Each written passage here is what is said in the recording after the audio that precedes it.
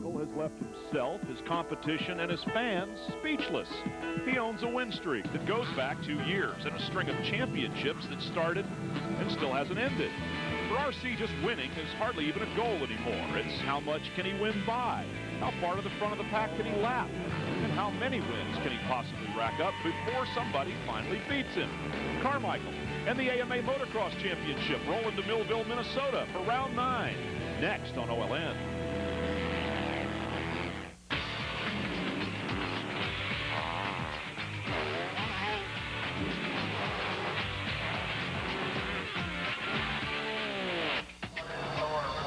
The AMA Motocross Championship, presented by FMF. Visit Spring Creek Motocross Park in Millville, Minnesota. Our telecast, as always, is brought to you by Parts Unlimited. Blue skies and a few clouds in the air, something of a relief from the hot, muggy summer weather that is striking most of the nation. The FMF Spring Creek Motocross National, presented by Scott USA. I'm Brian Drever, along with David Bailey in the booth. Aaron Bates working pits and paddock for us. And we're glad that you could join us as well here as the riders of the 250 class get set to go on a beautiful day for racing. You know, Brian, sometimes this place can be brutal physically. It's real humid. It's kind of stuck in this valley here, not much of a breeze. But you can see the flags back there moving. The sky looks like a painting. These conditions are awesome right now. It probably would be good for Milliman. Not the best rider in the heat, but I'll bet you Carmichael's wishing it was hotter. Ricky Carmichael atop the point standings with a dominant performance so far this season, and as far back as anyone can remember. Closest to him is Kevin Windham. Chad Reed will not be here. Bubba Stewart will not be here. More on that a little bit later on. Veteran John Dowd is here and has been for most of the rounds this season of the Motocross Series with an interesting sponsorship package. For more, here's Aaron Bates. John, 11 years ago, you were able to pull it together, take the win here. This weekend special for you, coming back 11 years later at 40 years old. Yeah, this has always been one of my favorite tracks. You know, they got a big sand section back there. Obviously, I like the sand. You've got a big thing going on this weekend. Your competitor, Ricky Carmichael, commands so much respect, still class and sportsmanship. He's sponsoring your ride here this weekend. Yeah, it's really awesome. I mean, I've been kind of doing that all year long with the top space in my shroud, and it's just, you know, Brian Berry from Activate and Scott Taylor, they kind of put their heads together and came up with the idea. And I guess Ricky was kind of psyched about it. John, being 40 years old, there's guys out here competing against you 20 years younger, half your age. What is it like and how difficult is it being 40 racing against these guys? I don't know. I mean, I'm having fun with it. I think over the years, you know, I've noticed it's a little harder physically to keep myself in shape and kind of rebound from injuries and stuff like that. But I got to tell you, it's a lot of fun, you know, beating some of them young guys and having a good season like, you know, so far this year's going really good. So it's been a lot of fun. The main thing, I think, is just fun, and it's giving something to him and just showing my appreciation towards him and of a great person he is. Okay, we're working our way towards the end of the season. Things are looking pretty promising right now for a 9th championship under your belt. It'd be nice. You know, I really enjoy this track. This track is similar to my track at home. And looking to try to get another win and see my man John Dowd get up there and get some help. You know, as far as the title, you know, I just want to keep trying to win races, and if I'm fortunate to wrap it up next week, that'd be nice, but I'm going to need some help from some other riders. Well, here's John Dowd's baseball card, if you will. His career goes back a ways. Yeah, that first line there, 1971. Or no, 91. I'm just messing with you, John. You know, it's cool. I mean, to turn 40 yesterday, I'm 43. It seems like, you know, my career has been long gone, but you know, it kind of goes to show that with desire and experience, you can still be out there at any age and being competitive. And this section right here certainly takes a lot of strength and experience, and John gets through there as fast as anybody except Ricky Carmichael. Well, Ricky Carmichael is the standard by which everyone is judged, a dominant figure in this sport, not unlike Valentino Rossi in road racing or Matt Mladen here in the United States, also on pavement. Carmichael is simply the best there is. The others, including Kevin Windham here, at least they know how good they have to be the best. Right, and you know, Kevin's trying pretty hard, and Fonseca's been, you know, sniffing that podium with James Stewart missing and Chad Reed missing, but you know, Kevin's just, you can see right there from the lap times, 3 seconds down already, and you know, Carmichael just always has that 2 or 3 second edge. He's not the only thing to worry about here at Millville. I'm trying to get everybody motivated is what I want to do. And I got a lot of annoying noisemakers, but it's got to be something that the racers can hear.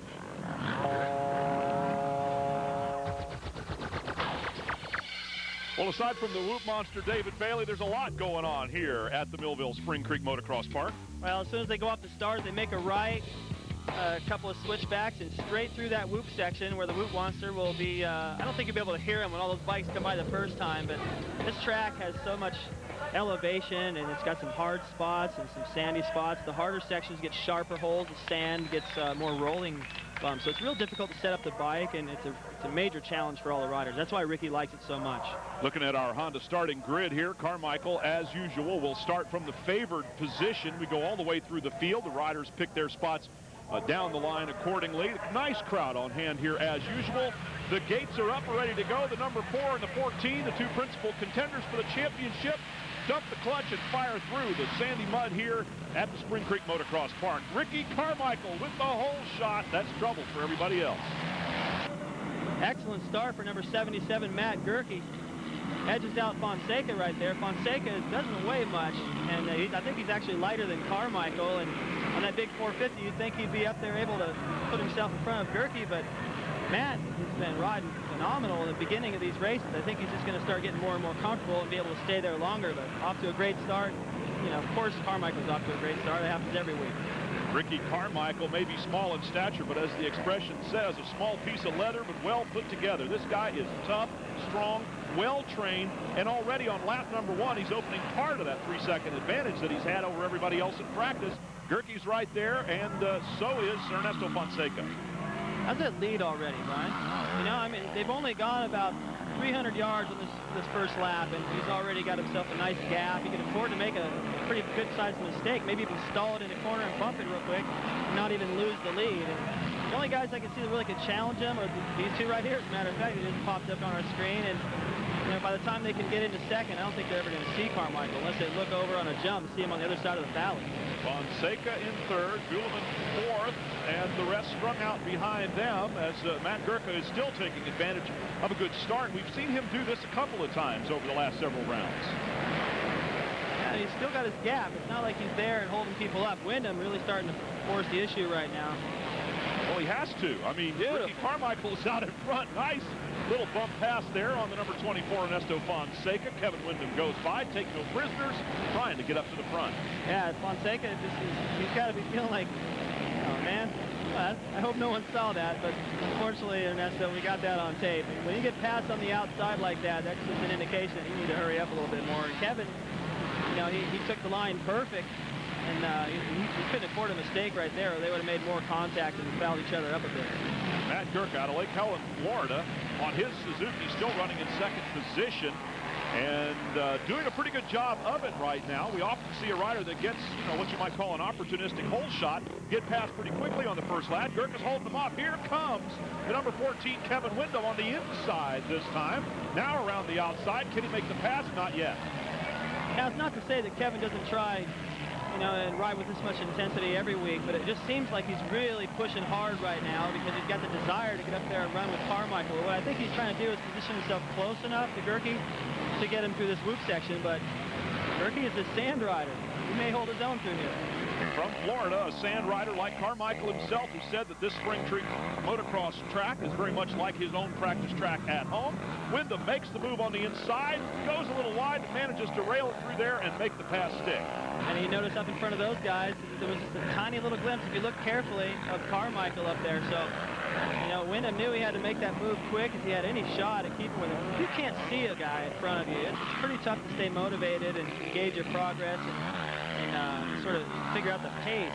But as soon as you got a guy in your sights, you know, you got something to shoot for, and Kevin's barely getting a glimpse of him right now. It's like having a pair of binoculars, but looking at them the wrong way, watching Ricky Carmichael disappear into the distance up ahead.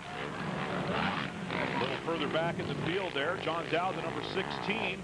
We also see Preston and Robbie Raynard making the move up to the 250s here. Third quick in practice. This battle going on. Fifth position is a good one. You know, when you watch Wyndham, he looks so graceful, and you know, In this moto, though, it looks like he's pushing it pretty hard. He's riding with some intensity. It looks like he's putting out some effort. With Raynard, it looks like he's just riding around, checking the track out. It's only his second or third lap. He rides so effortless.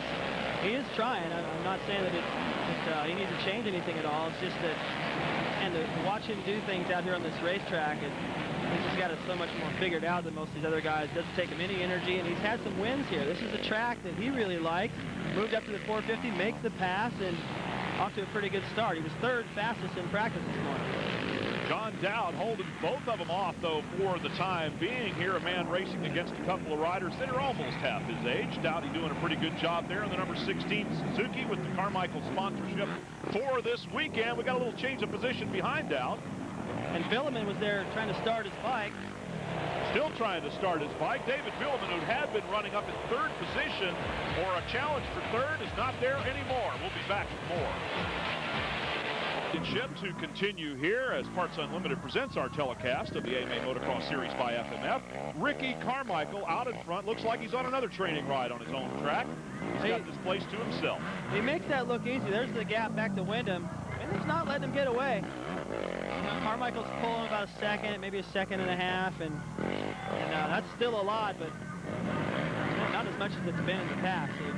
This is the track where Kevin typically doesn't hang as close to Ricky as he is today so far. And these moves, these guys make it look pretty easy, but you see how they got to have their front wheel touch all the tops. If you let your front wheel go down into one of those, it pops you way up in the air like it did for Preston. If you get popped up in the air a little bit sideways, when you hit again, you bounce the other way, and that's when you go down. It's really important to keep the front wheel on the top, keep the bike going straight.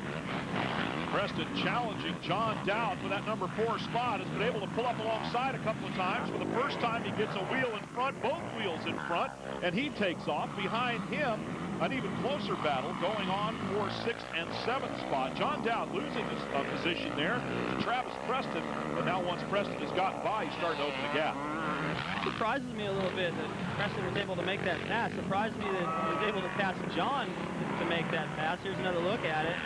All Preston really needed to do, he had a better line, so all he needed to do was just pull up side by side with John and head it into that right-hander at the end, and the pass would take care of itself. The same way that Wyndham was able to pass Gerke at the end of the first section. And I'm impressed with John. I don't see anything really wrong with what he's doing out there. He seems to be going fast. He's holding his gap on everybody else, so I think it kind of goes to show how well that Travis Preston's riding so far. Ricky Carmichael just on a Sunday stroll here now. He's opened a fairly significant gap over Kevin Wyndham, who's trying everything he can to close it. Even more impressive is the gap behind Wyndham to the 3rd place, Matt Gerke, and everybody else is trying to catch up to him. Watch Ricky come out of this right-hander, see if he airs this jump out. No, he decides to lay up. The ruts before the jump are starting to develop and get pretty deep, and it's tough to get a run at it. But every once in a while, they get a good clean run out of the corner. They jump the entire plateau, and then it steps down once more, and they jump all the way to the downside there. So it's a huge leap. That was a nice shot and a close call there from the mechanic at the signal board. These guys all watching very intently what's going on as the Whoop Monster is getting in his chops, too. He's got plenty of props. He's one great big prop himself, but he's got more. He's got noise. He's got signs. I admire the heart he has and his support of these guys. And, this section is unlike any other. I mean, Southwick is rough, but it's a slightly different kind. It's not quite as consistent. And last year, they really made that section a lot longer than it ever had been. I think some of the riders were like, that's ridiculous. But the ones that are in really good shape, that set their bikes up right, can make a lot of time through here. John Dowd, who lost the number 4 position to Travis Preston, is now coming under attack from the 24 of Ernesto Fonseca.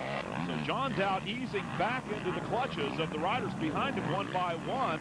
He had been running extremely well. Now he's starting to slip back a little bit. Here comes Fonseca up on the inside. Can't make it work there.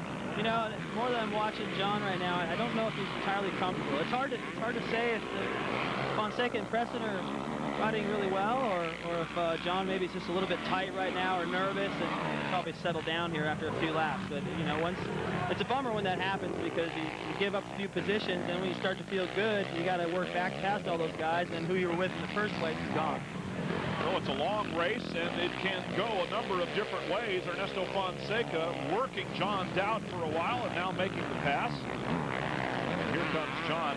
Maybe he's got something to answer back. Maybe he will start to feel better, as you say, and be able to recover a little bit in the positions that he has now lost. Ernesto Fonseca giving him an opportunity there, slowing down a little bit. There's Fonseca.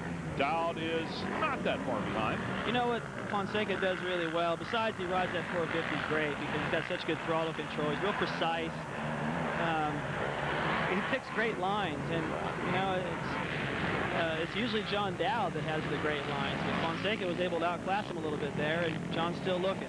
Still little mistakes here and there that are costing him. It's nothing big. It's just enough to let somebody that's like Fonseca, who's riding just a tiny bit better, go ahead and make that pass and check out some. Well, the Spring Creek track here is starting to look a little bit like a war zone. Pick a rut, any rut. You got a lot of choices.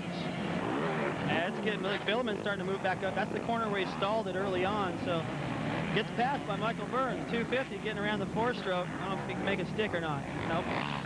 Fueled down the hill, but he's still there, right there.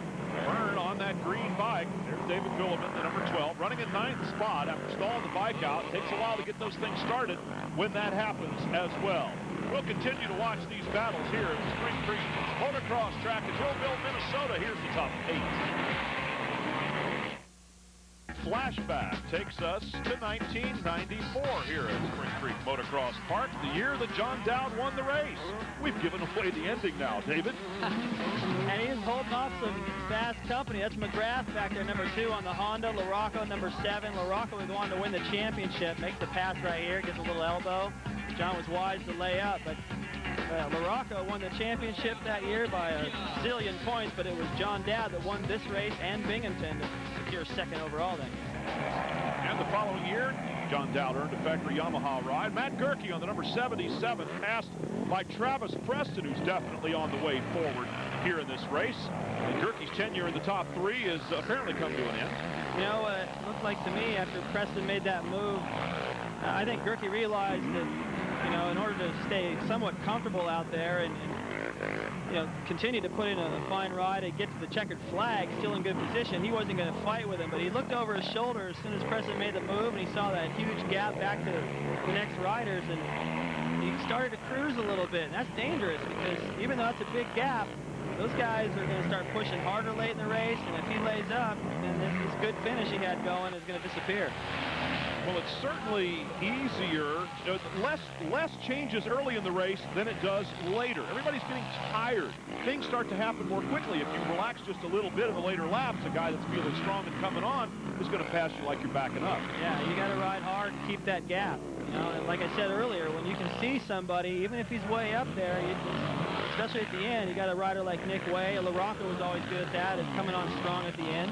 And Nick he didn't get a great start, but he is really putting on a charge now. He also won this race in the 125 class back in '99, and gets around Dowd as well. So Dowd just not 100% right now. I can't tell what it is. I think he's just not comfortable, riding a little tight, maybe nervous.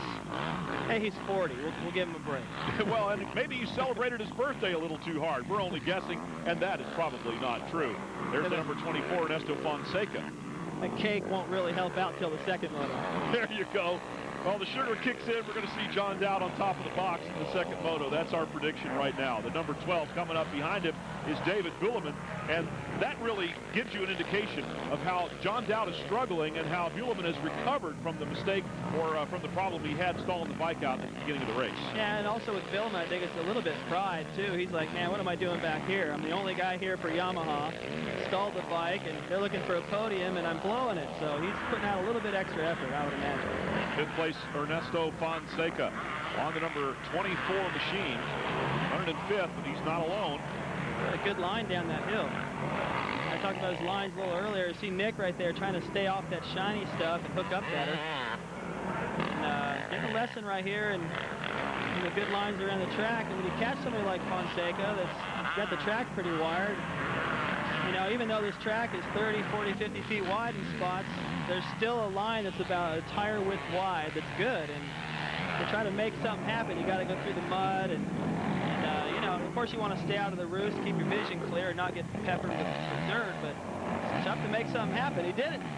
Nick Way sailing right past Ernesto Fonseca and coming up on a little bit of traffic in the process as Nick Way definitely moving towards the front here on his number 27 machine, the unbound energy sponsor, Honda. That's a good effort from Nick. I was giving my little soliloquy there of like how hard it was going to be for him to make the move, and got up to the top of the hill and caught Ernesto sleeping a little bit. And you talk about feeling comfortable. That was close, maybe a little too close. That's a tough one. You know, we'll go back to Denver. We were watching 125 class where Andrew Short's mechanic was putting the board out in front of Mike Alessi, and Mike Alessi's mechanic Paul ran down there and did a little chest bump. Looked like a baseball coach and an umpire getting into it. And it was for that reason, putting the pit board out and blocking a little bit. I don't think Kenny was trying to do anything there. He was trying to get a signal to his rider. Here is Ricky Carmichael as we talk about a man in his comfort zone. Well, this is worth another look, actually. Whoa!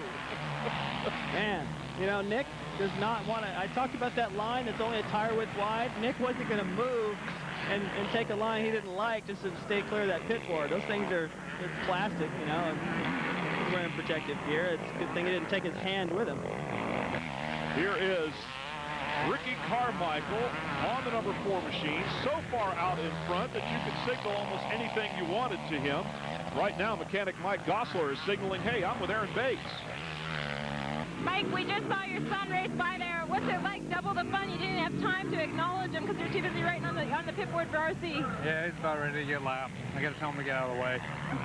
You don't want to see that take place once your own son, right? Nah, not really, but the way it goes. It happens sometimes. Oh, yeah. Poor Goose, the highs and the lows, right? Well, you know what, though?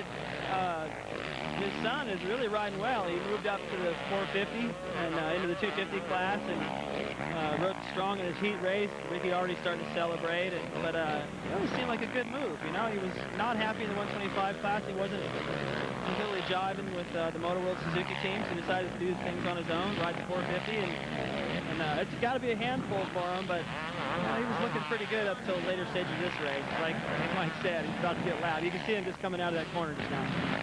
Well, the boss, or I should say the sponsor, is coming up behind him. Ricky Carmichael on the number 4 will be passing number 34, Christopher. Gosler?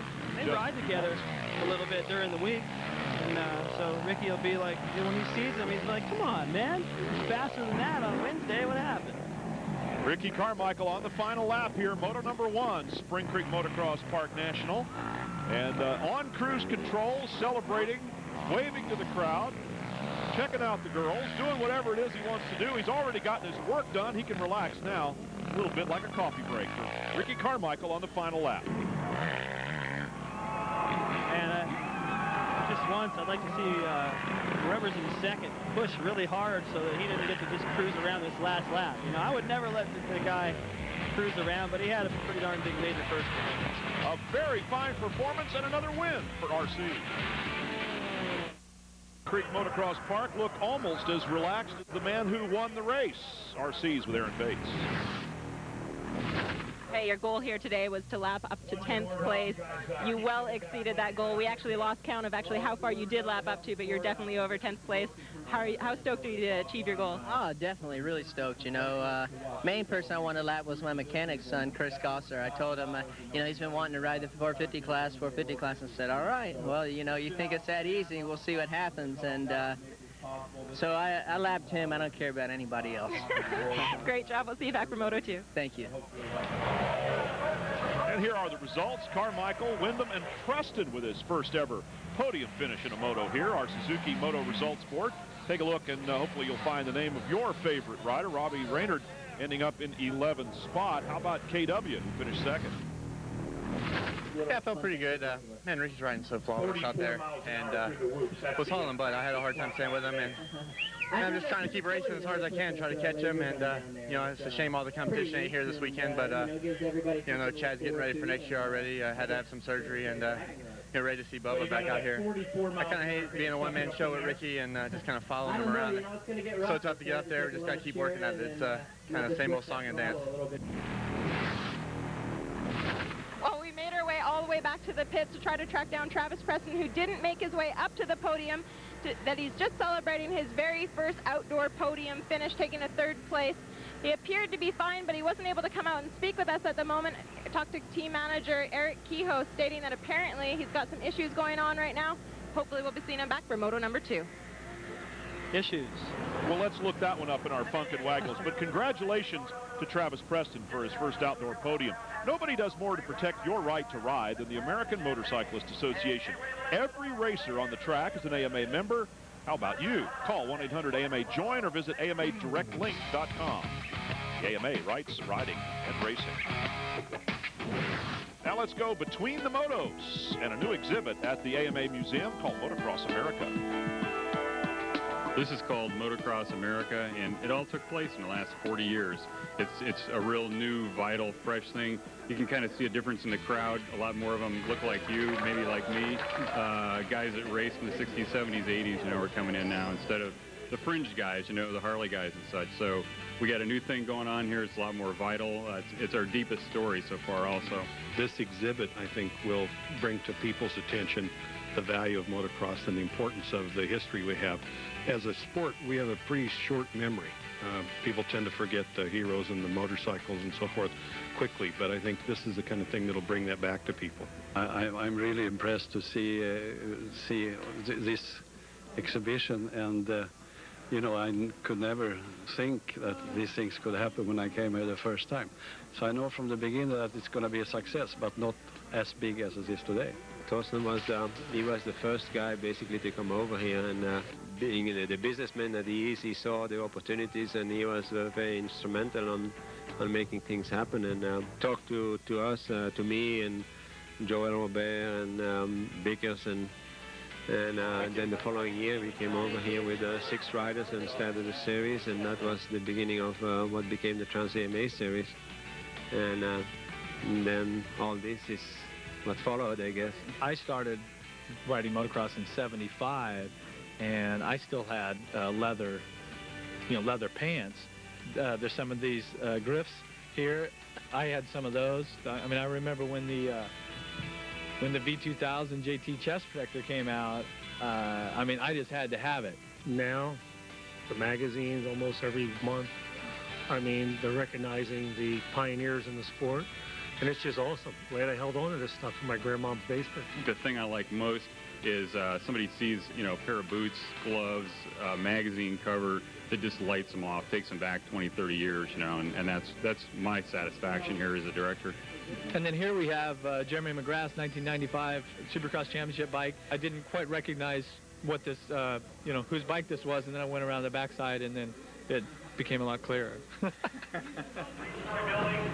DB has to bring back a couple of memories for you too, right? Yeah, they have one of my bikes up there and some gear, and it's great that they've preserved all that stuff.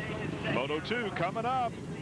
What will Ricky Carmichael do? Rewrite the record books is what he's doing already. Speaking of records, Ricky Carmichael's been undefeated for over 2 years now, and here at Millville, he has never lost a moto or an overall win since 2000. We're going to see if he's able to put it all together. Here we saw him do it Moto number 1. Let's check to see if he's able to pull it off again for Moto 2. Well, odds are, as we take a look at our Honda starting grid, that he will be able to pull it off again. I mean, no one has been able to step up to challenge just yet. And, well, they got another chance. Well, you know, I think Kevin's interview after the first moto pretty much says it all. No sense in going back over that. What I am impressed with is some of the guys that are sneaking in there that haven't been in a while. Gerke's first moto 4th place finish is something to write home about. See if he can back that up. Here we go. Riding through the ruts, Ricky Carmichael, Kevin Windham with a wheel ahead going into the turn. This will be a little different. Windham in front, Carmichael second. And we may have a race this time around. Here comes Ricky around the outside. And now on the inside, challenging already. But Kevin Windham is out in front. Carmichael skies along behind him. Hey, this is fun. Here comes the whoops, though. See what Ricky does. Wow, he got so much drive off the second one. Pulling up alongside. Here comes Ricky Carmichael on the exit of the whoops. He takes the lead. Windham trying to pull back on the inside, but RC has got the line and now is out in front. It only took a few turns for him to get there. Kevin trying to go back to the inside. The same thing back to him. Doesn't quite have enough on him. And, you know, I mean, this isn't really a chop to Kevin. I really admire Kevin. I love watching him ride, and I think he's a great person for the sport, but he just shouldn't have gone wide to that first section. He should have known and felt that pressure. And as soon as you drift wide like that, all somebody has to do is just get close, and they can block past you at the end. So I think he's going to look at that later and be like, man, But on the other hand, Ricky pushed him in there hard, and that might have forced him a little wider than he intended to go. Modesto Fonseca running in 4th spot, a little further forward than he started Moto number 1 for Ricky Carmichael. Almost as big a gap coming from behind on the first lap as he had leading out in front. Good start for Raynard.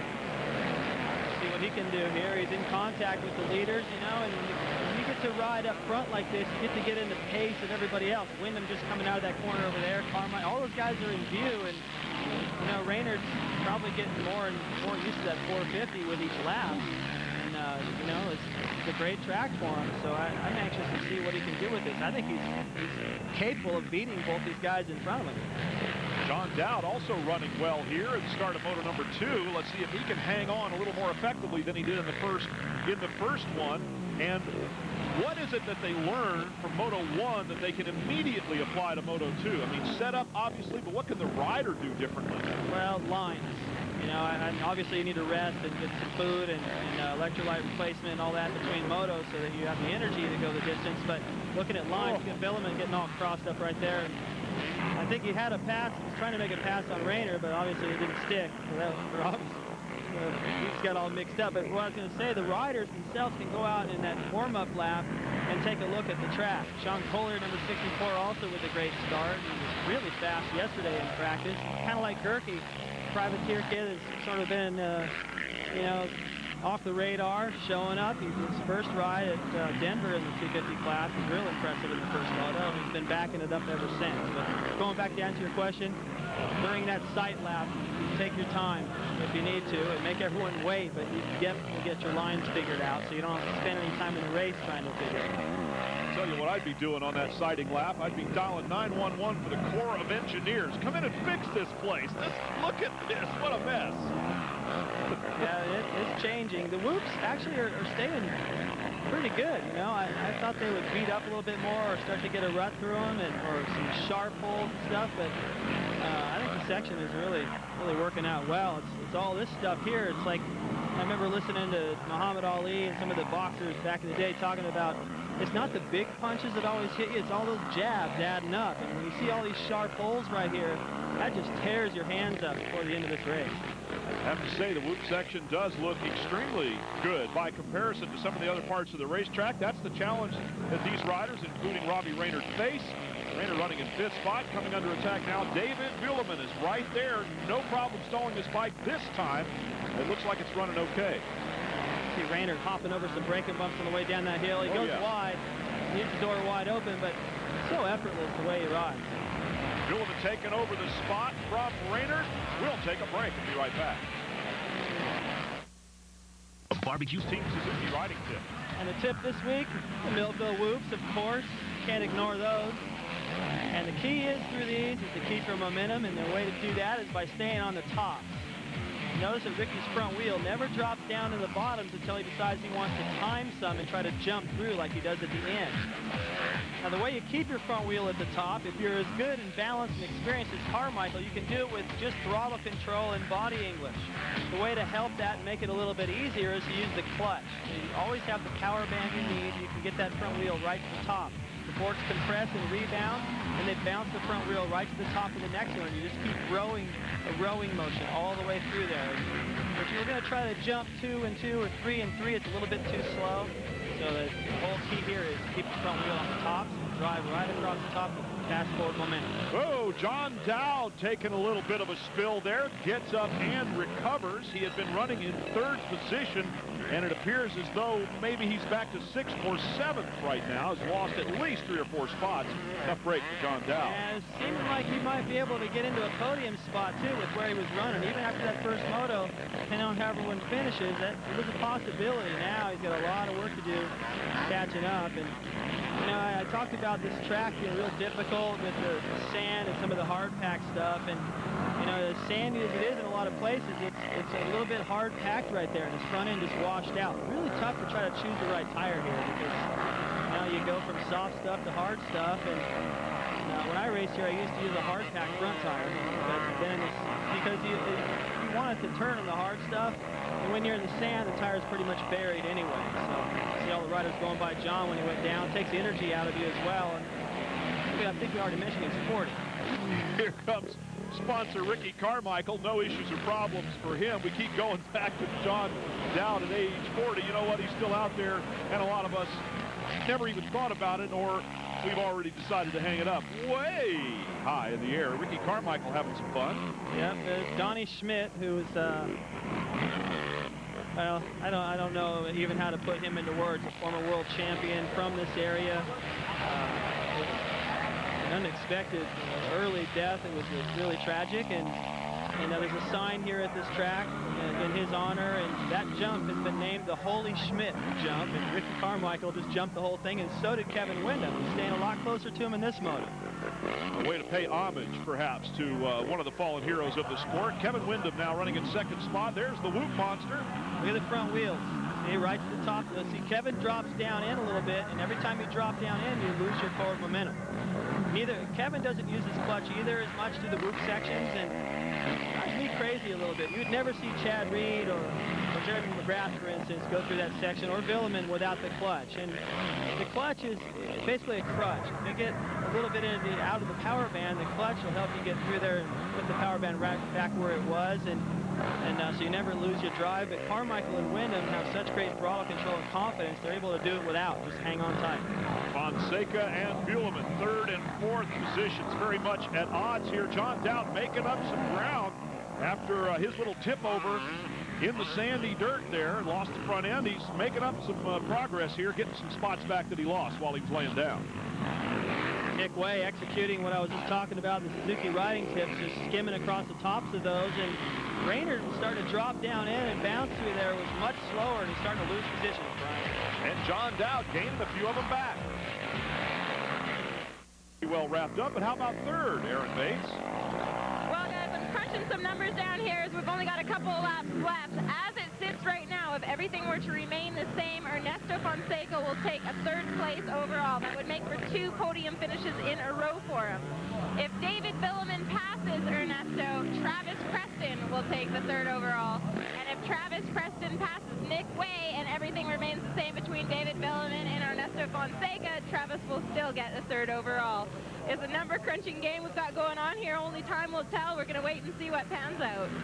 Well, David, out of all those possible scenarios, the Buhlmann-Fonseca one seems to be about to come through here, as the number 12 certainly working hard on that Honda. Now he's really riding aggressive to try to get that podium. He blew it at the last round of Washougal, but look at this. Comes right through, so it looks as though Travis Preston might end up third overall if things stay the same as they are right now, but we've still got some racing to go.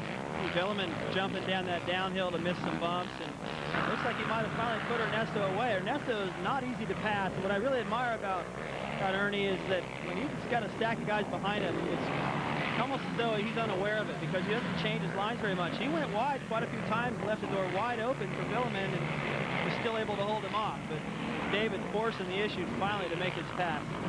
Final lap for Ricky Carmichael, and the mechanics in the signal area are still ducking out of the way. Here's a look at Buhlmann and Fonseca. Yeah, you see how close David had to be coming up that hill. He probably missed Ernesto's back tire as he crossed over that inside rut by just a few inches. He had to be that close to put the pressure on and force Ernesto wide and finally make that pass work. It looks like Buhlmann is getting the podium. Ricky, I'm not sure who that was right there. Sometimes Rick Johnson's out there wandering. Oh, little blooper there for Ricky. Yeah, and almost headline news. He takes a foot off the peg, and we're all gasping for air. Ricky Carmichael riding so error-free that when he does make a little boo-boo like that, you know, we get all reared up. Buhlmann Fonseca still going after it in the company of lap rider for 250 Matthew Burris. I thought Ernesto was done. So either Villeman made a mistake somewhere, or I wasn't looking, or Ernesto decided, no, I want the podium, man. Now that I've thought about it and done some math in my helmet, I need this spot. Wow. Oh, both of them kind of stall out. Oh! And Villeman crossing behind the back wheel of Ernesto Fonseca goes down. Now, that was really an error committed by himself in an unfortunate circumstance. But Villeman, who passed Fonseca, giving Preston third overall, has just taken it back and handed it to Fonseca. Good job to keep that bike running. I think that was that might be Carson right there. He was lapping, and Look at Ernesto coming down this outside. So you can be a lot more aggressive because he's not hitting any bumps. Millman's over there in the shadows, a lot rougher. Beautiful move by Ernesto to just jump into that berm from the outside. He can't hold it though, so David's like, I got it, but he hesitated a little bit too much because he was off balance as well, and Ernesto said, oh, I am letting off. It's the last lap. You kidding me? So looks like Ernesto's going to get that podium, and David's going to have to wait another week. Top spot on the box for both motos and the overall is going to belong to Ricky Carmichael, getting the applause from the officials on his last lap. A tour de force for the man who has been the standard in motocross racing, on his way to perhaps a 9th title. Takes the checkered flag for the record. Ricky Carmichael wins both motos here today. Ernesto Fonseca on the number 24 bike running in 3rd spot. It appears as though he will capture 3rd overall to go along with that. I definitely want to congratulate him on his 2nd podium in a row. I mean, that's not easy to do. Of course, you know, Chad Reed and James Stewart aren't here, but he's still got to put himself in position to get it done. What's the highlight from here at Spring Creek Motocross Park? Well, we could have picked quite a few, but John Dowd certainly gets the nod. Well, so much attention surrounding him, being his birthday yesterday, turning 40, Carmichael sponsoring him. He had some problems in the first moto. It didn't look that comfortable. Nick Way, not the best starts, but he was able to make his moves, get through the pack, and then this was pretty much the story of the 2nd moto. Wyndham went wide off the start. Carmichael saw that opening and took it, and that was the end of it. Ricky Carmichael winning both motos. And here, the little move between Buhlmann and Fonseca that had ramifications for the overall. And with that, we take a look at our Suzuki Moto results. Carmichael Wyndham, same as it ever was. Ernesto Fonseca, the 3rd place spot. Raynard back to 8th. And Michael Byrne rounding out the top 10. As we finish up looking at the rest of the results, let's go once again to Aaron Bates. Yeah, I'm just kind of in no man's land. I'm trying as hard as I can to get up there and get Ricky, and I want to put on a race for these guys. I hate for the fans to come to the race and feel like they know who's going to win before they get here. You know, it makes me feel like I'm not doing my job. But I just do the best I can. I got to keep charging away, trying to make myself a better rider, regardless of who's in front of me or who's behind me. And one day I just got to keep plugging away. I got to get up there. You know. It has to be frustrating as we now take a look at the overall results. Ricky Carmichael and Kevin Wyndham. It's the Ricky and KW show. Sean Collier rounding out the top 10 with a 12-9 finish here. Let's go to Ernesto. Well, he is able to keep his momentum going, taking his first career podium finish in Washougal. Ernesto, you're able to do it once again here. How did you keep the flow going, especially having a weekend off in between? Yeah, this one was a tough one. I didn't have the greatest first moto. I struggled a little bit, and I didn't think it was going to happen, but my Honda was working great, and what can I say? It finally came through at the end. You have never ever lost a moto here at Millville. What is it going to take, and regardless of whatever track it's at, what is it going to take to beat you? I'll get beat for sure. That day is coming, and I just want to make it as long as possible till that day comes. But I'm just ecstatic, and I look forward to racing and trying to win and having fun. And that's what I'm doing, and watching the sport grow and watching the young guys come up. It's awesome. Always smiling, and rightfully so. Ricky Carmichael, once again, unstoppable. To hear Ricky Carmichael say, watching the young guys coming up, he was the young guy not too long ago. He's still pretty young. What I like is that what Kevin's doing is he's trying to stay close to Ricky, and what that's going to do is just make both these guys just a dominant force at the Motocross of Nations coming up soon. Well, that and more here in the Motocross Championship is in store for you. For David Bailey and Aaron Bates, I'm Brian Drever. We'll see you next time.